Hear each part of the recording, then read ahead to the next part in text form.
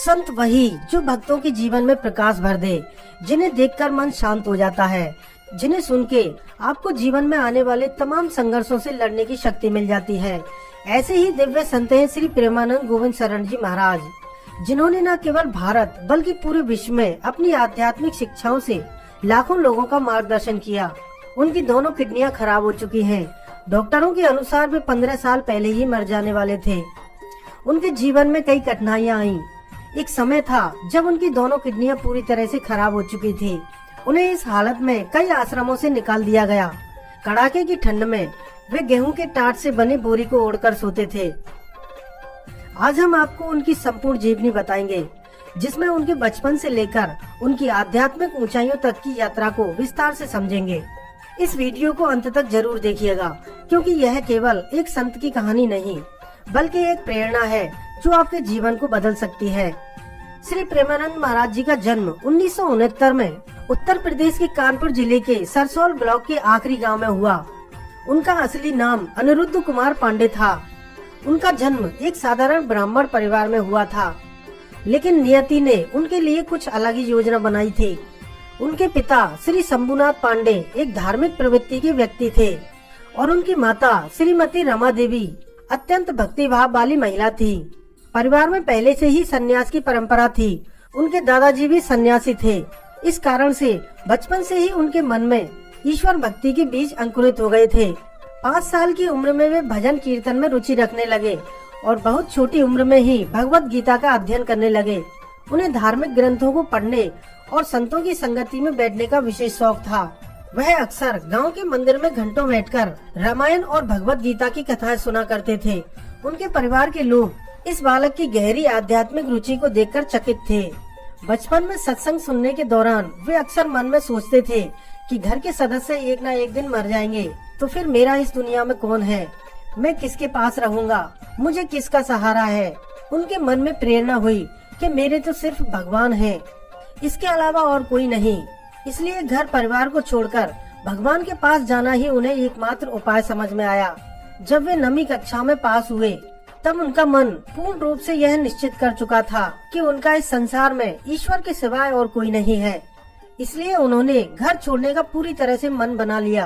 प्रेमानंद जी महाराज अपनी माँ से सबसे ज्यादा स्नेह करते थे, इसलिए उन्होंने सबसे पहले अपनी माँ को यह बात बताई। उन्होंने कहा, अम्मा, हमारा मन करता है कि हम घर से भागकर भगवान की प्राप्ति करें। और इस पर उनकी माँ बोली कि भागकर थोड़े ही भगवान मिलते हैं, भगवान को प्राप्त करना है तो बैठकर भजन करो। इस पर प्रेमानंद बोले कि नहीं, हमारा मन है कि बाबा जी बन जाएं। यह बात सिर्फ आपको बता रहे हैं। लेकिन माँ को लगा कि नन्हा बच्चा है, किसी संत का सत्संग सुन लिया होगा तो मन में ऐसा विचार आया होगा, इसलिए ऐसी बातें कर रहा है। ऐसा सोचकर वह घर के कार्यों में व्यस्त हो गयीं। प्रेमानंद जी महाराज बताते हैं कि अगले ही दिन सुबह 3 बजे मेरे मन में ऐसी व्याकुलता उठी कि अब बस भगवान के चरणों में ही प्राण न्यौछावर करना है। और मात्र 13 वर्ष की उम्र में प्रेमानंद जी महाराज जी ने घर छोड़ दिया और निकल पड़े अनंत यात्रा पर। कहते हैं, जब व्यक्ति को सच्ची आध्यात्मिक खोज होती है तो ईश्वर स्वयं उसे राह दिखाते हैं। अनिरुद्ध कुमार पांडे ने अपने घर परिवार को छोड़कर अकेले ही संन्यास मार्ग की ओर कदम बढ़ाया। उन्होंने आध्यात्मिक साधना में खुद को समर्पित कर दिया। इस यात्रा में वे कई संतों से मिले। महाराज जी ने जब संन्यास में प्रवेश किया, तब शुरुआत में उनकी तपोस्थली वाराणसी रही। यहाँ महाराज जी का नित्य प्रतिदिन का नियम था गंगा जी में स्नान कर तुलसी घाट पर एक विशाल पीपल वृक्ष के नीचे आसन लगाकर गंगा जी और महादेव जी का ध्यान करना। इसके बाद भिखारी की लाइन में बैठकर भीख मांगना, और वह भी केवल एक बार 10 से 15 मिनट के लिए। इतने समय में किसी ने भिक्षा दी तो ठीक, नहीं तो गंगा जल पीकर भगवान का ध्यान करते हुए उठकर चल दिए अपने 24 घंटे के एकांतवास के लिए।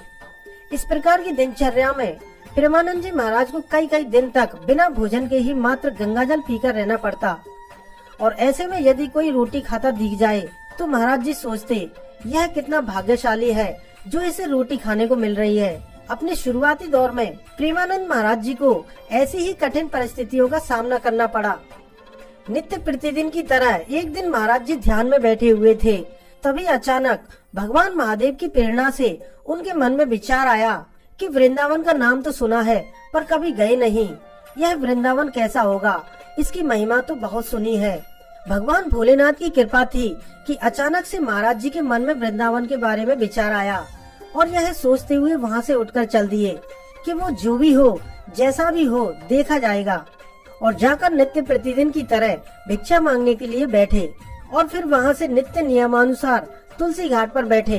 तभी एक संत वहाँ आए और बोले, भैया जी, काशी में एक अंध विश्वविद्यालय है, वहाँ एक बड़ा धार्मिक अनुष्ठान हो रहा है जिसमें दिन में श्री चैतन्य लीला और रात्रि में रास लीला का आयोजन होना है। चलो महात्मा, हम दोनों लीला का दर्शन करने चलते हैं। प्रेमानंद महाराज जी ने कभी रासलीला तो देखी नहीं, लेकिन गांव में होने वाली रामलीला जरूर देखी थी। इसलिए मन में सोचा कि जैसे गांव में एक रात के लिए रामलीला का मंचन होता है, वैसे ही रासलीला होती होगी, क्योंकि महाराज जी का स्वभाव था हमेशा एकांत में रहना और एकांतवास करना। उन्होंने बाबा जी से कह दिया, आप जाइए, मुझे आवश्यकता नहीं है। बाबा जी फिर से बोले, अरे महात्मा, श्रीधाम वृंदावन से कलाकार आए हुए हैं और ये लीला पूरे 1 महीने तक चलेगी। चलो चलकर दर्शन करते हैं, बड़ा आनंद आएगा। महाराज जी बोले, आपको दर्शन करने जाना है तो जाइए, मुझे इसकी आवश्यकता नहीं है, मैं अपने आप में मस्त हूँ, आप मुझे क्यों छेड़ रहे हो। पर बाबा जी कहाँ रुकने वाले थे, वे फिर से बोले, अरे महात्मा, बस एक बार मेरी बात मान लो, सिर्फ एक बार मेरे कहने पर चलो, फिर मैं दोबारा नहीं कहूँगा। महाराज जी ने सोचा कि ये बाबा जी इतना हट क्यों कर रहा है, शायद इसमें महादेव जी की कोई इच्छा होगी। ऐसा सोचकर और बाबा जी की बात रखने के लिए महाराज जी उन बाबा जी के साथ रास लीला देखने चले गए, क्योंकि दिन का समय था और चैतन्य लीला का मंचन हो रहा था। महाराज जी ने लीला देखी तो बड़ा आनंद आया। श्री चैतन्य लीला देखकर महाराज जी को इतना आनंद आया कि शाम को बाबा जी को कहने की आवश्यकता नहीं पड़ी और रासलीला के प्रारंभ होने से पहले ही महाराज जी वहाँ लीला देखने पहुँच गए। श्री चैतन्य लीला और रासलीला में महाराज जी इतने प्रभावित हुए कि 1 महीने तक उनका यही नियम बन गया। इस आनंद में कब 1 महीना बीत गया पता ही नहीं चला। जैसे ही लीला का समापन हुआ तब महाराज जी को ज्ञात हुआ कि लीला तो समाप्त हो गई और सारे कलाकार वृंदावन वापस जा रहे हैं। अब मेरा क्या होगा, यह सोचकर महाराज जी के मन में हाहाकार मच गया कि अब मैं क्या करूँगा, मेरा क्या होगा, अब मैं जीऊंगा कैसे, मुझे तो अब वृंदावन जाना है। महाराज जी रोने लगे।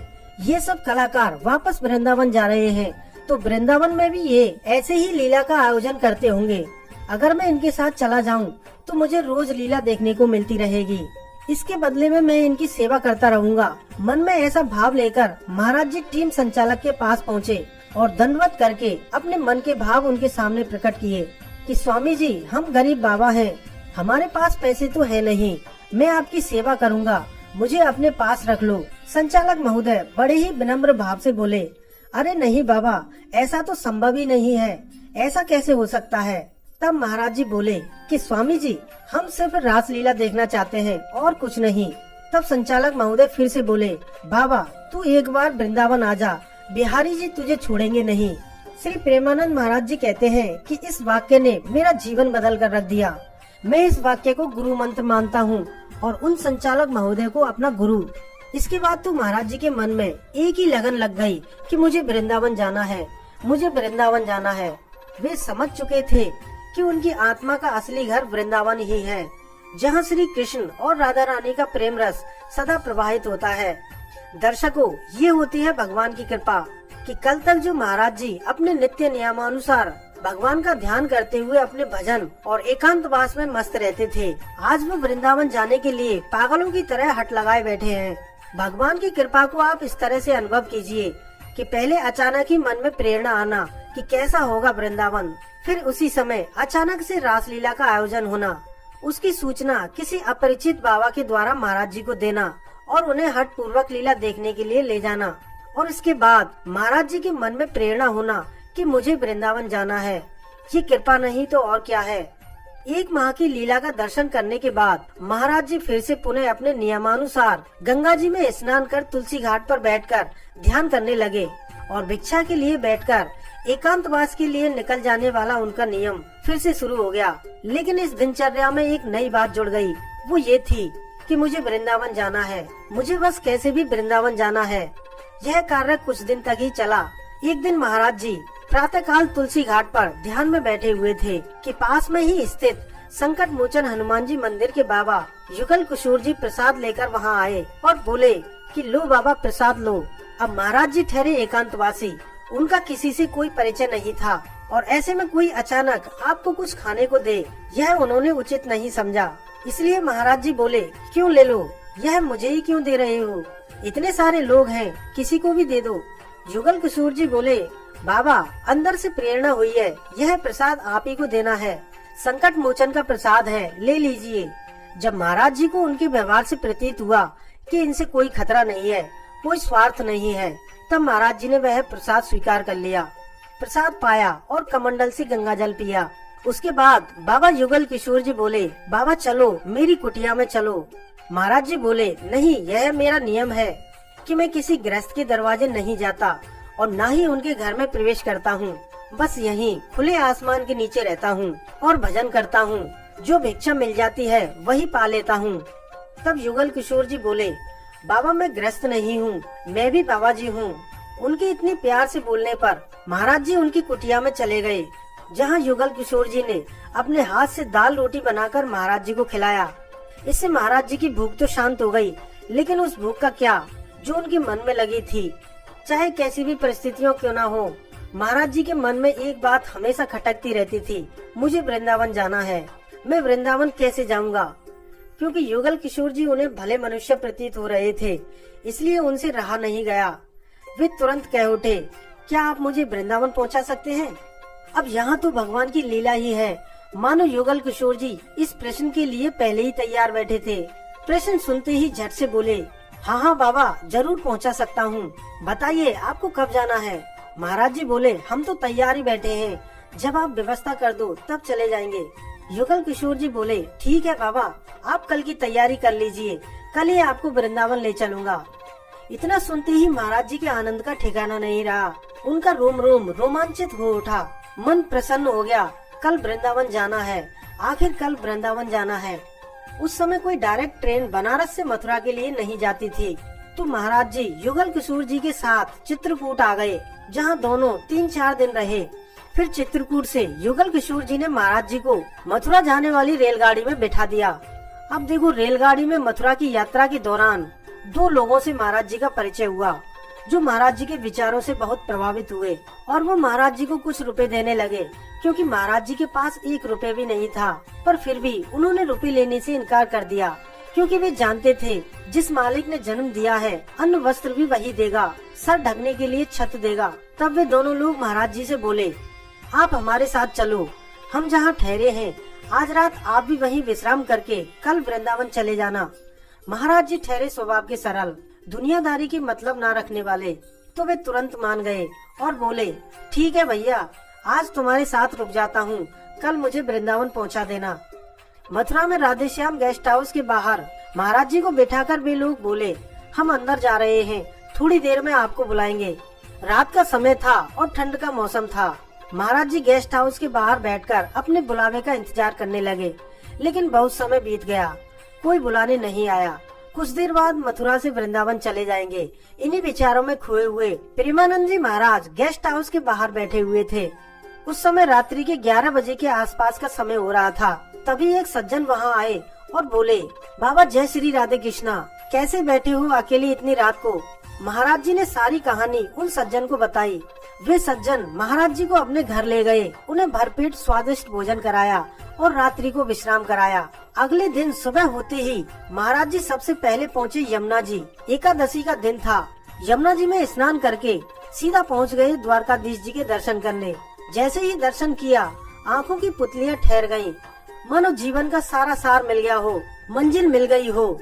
इस प्रकार का भाव मन में आया तो महाराज जी जोर जोर से चिल्ला चिल्ला कर रोने लगे। मन में ऐसे भाव उठने लगे कि अब तक का जीवन व्यर्थ चला गया, पूरा जीवन भागदौड़ में व्यतीत हो गया। आखिर मंजिल तो यही है। उन्हें इस बात का जरा भी ख्याल नहीं कि वे कहाँ खड़े हैं, क्या कर रहे हैं, उन्हें कौन कौन देख रहा है, बस रोए जा रहे हैं। मंदिर में आए अन्य लोग आश्चर्यचकित हो गए यह दृश्य देखकर। पूरा मंदिर बात्सल्य से घिर गया।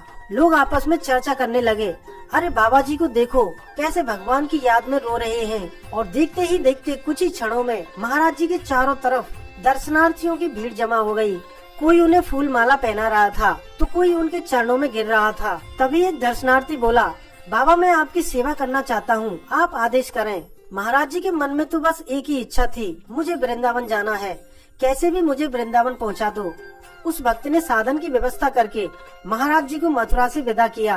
गाड़ी वाले ने महाराज जी को वृंदावन के रमण रेती तिराहे पर उतार दिया। प्रेमानंद महाराज जी इसे अपना सौभाग्य मानते हैं कि मेरा वृंदावन में प्रवेश हुआ तो एकादशी के दिन। यहाँ रमण रेती परिक्रमा मार्ग में बहुत भक्त परिक्रमा कर रहे थे। महाराज जी के लिए ये सब कुछ नया था। इतनी सारी भीड़ को एक साथ परिक्रमा करते देख उन्होंने सोचा कि वृंदावन में ऐसा ही होता होगा, लेकिन ईश्वर के द्वारा तो यह पहले ही तय किया जा चुका था कि महाराज जी से किसकी कब और किस स्थान पर भेंट होनी थी। अब इसे विधि का विधान कहें या नियति। कुछ देर रमण रेती घूमने के बाद महाराज जी की भेंट संत श्री श्याम सखा जी से हुई। महाराज जी ने उनसे निवेदन किया कि मैं बनारस से आया हूँ, बिहारी जी के दर्शन करना चाहता हूँ, यदि 3-4 दिन रहने की व्यवस्था हो जाए तो आपकी बड़ी कृपा होगी।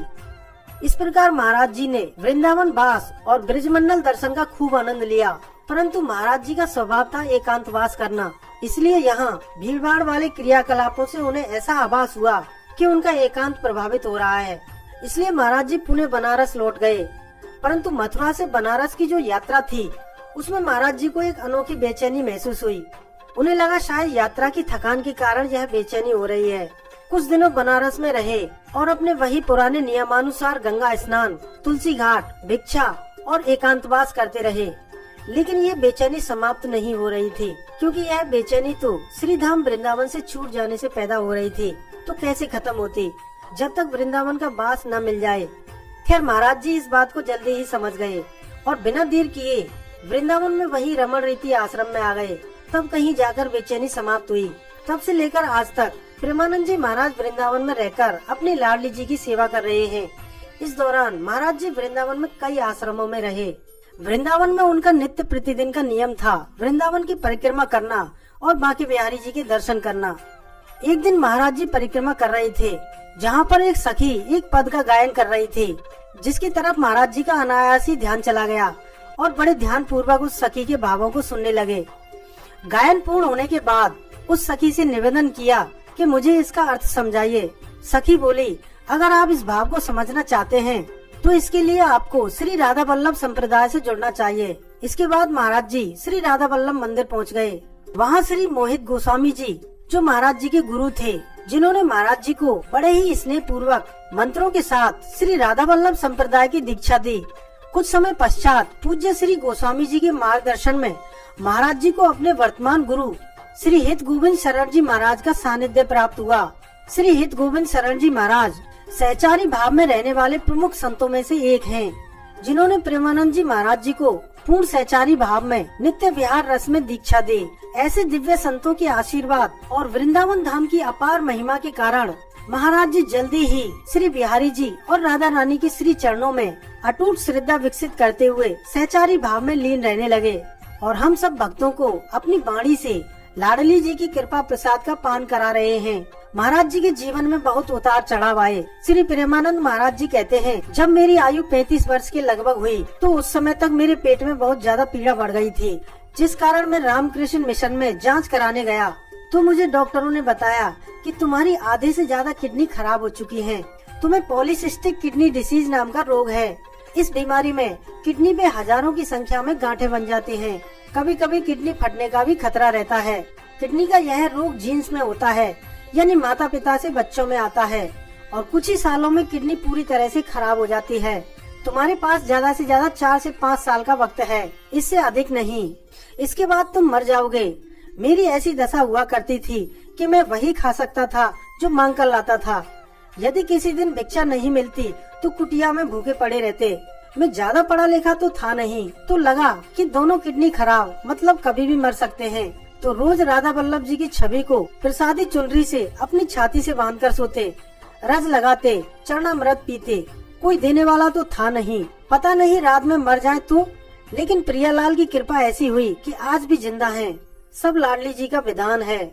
मेरी औकात ही क्या थी कि मेरे पास रोटी भी नहीं हुआ करती थी, कोई पूछने वाला नहीं होता अगर श्री जी ने यह व्यवस्था न की होती। आज सब कुछ उन्हीं की कृपा से है। आज महाराज जी के हजारों भक्त हैं जो उन्हें किडनी देने के लिए तैयार हैं, लेकिन महाराज जी का कहना है कि मुझे किसी की भी किडनी की आवश्यकता नहीं है। शरीर जितने दिन चलना होता है चलता है। मैं यह बर्दाश्त नहीं कर सकता कि दूसरे के शरीर को कष्ट देकर उसका पेट काटकर किडनी निकाली जाए और मेरे शरीर में लगे। मैं अपने सुख के लिए दूसरे के शरीर को कष्ट नहीं दे सकता। इससे अच्छा है कि मैं मर जाऊं। मेरा जीवन इस समाज के कल्याण और सुख के लिए है। फिर मैं ऐसे कैसे कर सकता हूँ, क्योंकि आज मैं अपने आप पर असहाय हूँ। आज मैं जो कुछ भी हूँ श्री जी के बल पर हूँ। जिस इंसान की किडनी फेल हो, क्या वह साधना कर सकता है? पर रोज भजन और सत्संग हो रहे हैं, सब श्री जी करवा रहे हैं। मैं तो सामर्थ्यहीन हूँ। मेरे पूरे शरीर में 24 घंटे दर्द रहता है, पर मेरा चेहरा कभी उदास नहीं दिखता। मैं हमेशा मुस्कुराता रहता हूँ। जब तक मैं अपने पर सोचता था, मांगने जाना पड़ता था, लेकिन जब मैंने अपने प्राण समर्पित कर दिए, तब से भगवान सारी व्यवस्थाएं कर रहे हैं। तो साथियों, ये था प्रेमानंद जी महाराज जी के जीवन का एक छोटा सा परिचय। मैंने अपने सामर्थ्य के अनुसार आपको महाराज जी के जीवन की कुछ बातें बताई। महाराज जी के जीवन को समझें तो समझ में आता है कि भगवान को पाना है तो सबसे पहले हमें भगवान के ऊपर पूरी तरह से समर्पित हो जाना चाहिए। यही बात भगवान श्री कृष्ण जी गीता में कह रहे हैं। सारे धर्म का त्याग कर मेरी शरण में आ जाओ, पूर्ण समर्पण करो। आप अपने वो सारे काम कीजिए जो आपको सफलता की ओर ले जाएं। कर्म करो और उसके फल की चिंता ईश्वर पर छोड़ दो और ईश्वर पर भरोसा रखो। ऐसा करने से आप पूरी तरह से अपने काम के प्रति समर्पित हो जाओगे, अच्छे से फोकस कर पाओगे और रिजल्ट को सोचकर कभी परेशान नहीं होंगे। उम्मीद करता हूँ आप यह वीडियो ज्यादा से ज्यादा लोगों तक पहुँचाएंगे और उनके जीवन को परिवर्तित करने